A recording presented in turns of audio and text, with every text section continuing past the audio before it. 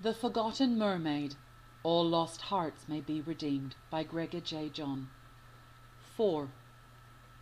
The dream was breaking. There was no escaping it. Feet kicked out against the foaming waves, thrashing in the wake of the great ship. He went under, eyes wide open in terror as lungs began to throb in desperation. There was nothing but darkness all around. Dark silence. The screaming of the storm was silenced, and in this tomb of wet he felt his body slowly sinking.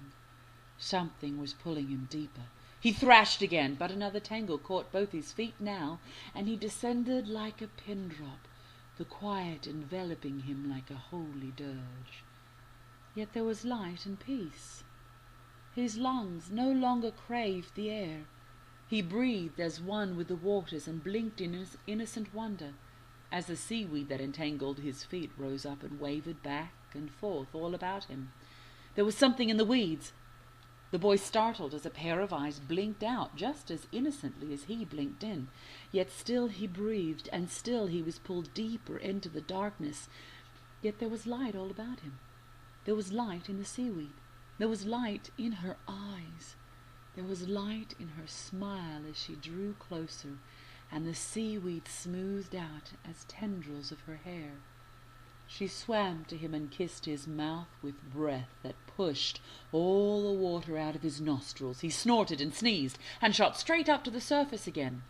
A floating ring was tossed down to him, and he instinctually grabbed it and was dragged through the rough waves, water slapping against his face as he coughed up all that had been in his lungs. He shivered uncontrollably as his body was dragged up the side of the ship.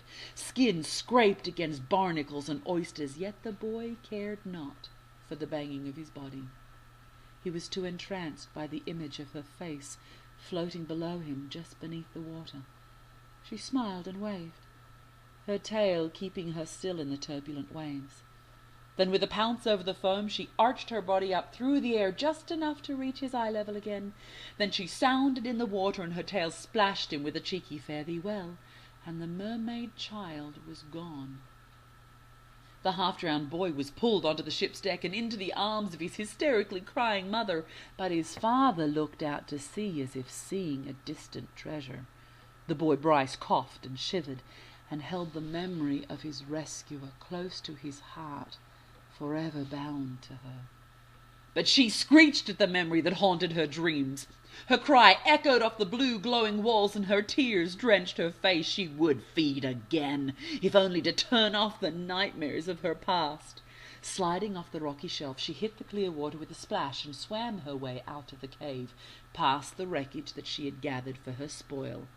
Gold, silver, and gemstones glimmered up from the already open chest that lay upon the bottom of her watery hideaway. Rare metal machineries rusted beneath her bed, and exotic wooden chairs still held in tight containers the more exotic, delicate materials that she had once desired to dress herself in as she walked. She wore such splendor no more. She cast it all off and hid it all away like her memories. There was too much light and brightness in her deep past. It burned her eyes, and the more recent turning of her cold, darkened heart would have none of that any more. So she swam over her hoard, and let the blackness of her tongue trace the glitter of her long silvery teeth in hunger as she imagined what feeding frenzy there was yet to be had. Bryce startled awake again in full sweat as if from a nightmare. Yet his memories were all that he treasured any more. He splashed about his washtub to wipe off the grime of sleep, then staggered up onto the deck. The cold wind was harsh, but the brothers were proving to be already tried in seamanship, and they held the ship on course. "Morning, Captain," Derek nodded from behind the wheel. Davies saluted with a grunt from his seat amidst the ropes as he twisted and wound smaller twines together, casting newer, stronger cords with each turn. They were a week into their journey and still avoiding land. It suited everyone well that way. The brothers were begrudgingly grateful to have their necks saved via their mother's drugged love. It didn't take too long to convince them that their fortunes could be made with the new captain if they stayed. "This," Captain Bryce gestured to the newly woken men and the newly settled crew, "is only part of what I can offer as bounty to all who work on my ship. The brothers stared with open mouth at all the food, spice, exotic materials, and rare treasures that neatly stocked the storerooms of the ship. Derek, the thinker of the two, questioned, "If you offer such wealth, then why must you accept unconscious trickery in order to acquire a crew?" "Because this is not my first course of pursuit." The captain replied and walked closer to a wall of the storehouse that had curtains hanging over it. He pulled the folds aside to reveal a delicately detailed map of the open seas. "This is my true calling."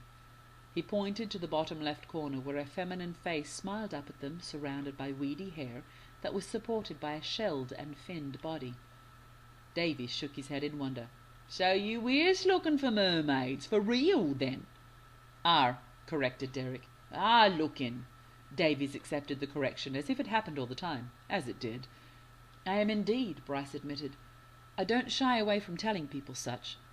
He watched the faces of the three brothers, their mother, and the missionary couple.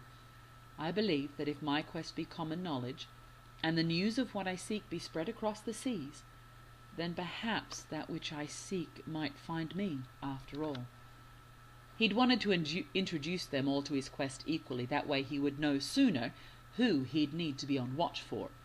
Which of them might try to sway him from his task? His money was on the preacher. But the preacher continued silent a while. It was his wife who spoke first. "Elohim has such diverse creativity, more than we can ever possibly imagine. I would love to see what wonders he has yet to show us." Bryce stared at her, slightly confused. The preacher agreed. "I cannot wait to see what marvels we are yet to see." He smiled and slapped the good captain on his shoulder. "What we shall see indeed," he said, somewhat ominously. Bryce stood, mouth agape. "What's the heading then, sir?" Derek waited orders. Bryce stuttered. I just said I was not sailing for trade, but to go find mermaids." "Yes, sir," agreed Davies. "And which way was you wanting us to point the ship for that?" The youngest boy, Daniel, jumped up with his hand out. "I command the crow's nest if you like, Captain." He waited hopefully for use of the spyglass, which was actually his intent, rather than to be of any particular use. He just liked the effect the spyglass had on his vision of the world around him. Captain Bryce handed the boy his desired treasure and walked rather dumbfounded back up to the deck. When he reached the door of his cabin, he paused and turned around, again looking at his sparse and surprisingly eager crew. "So you're all okay with hunting mermaids, then?"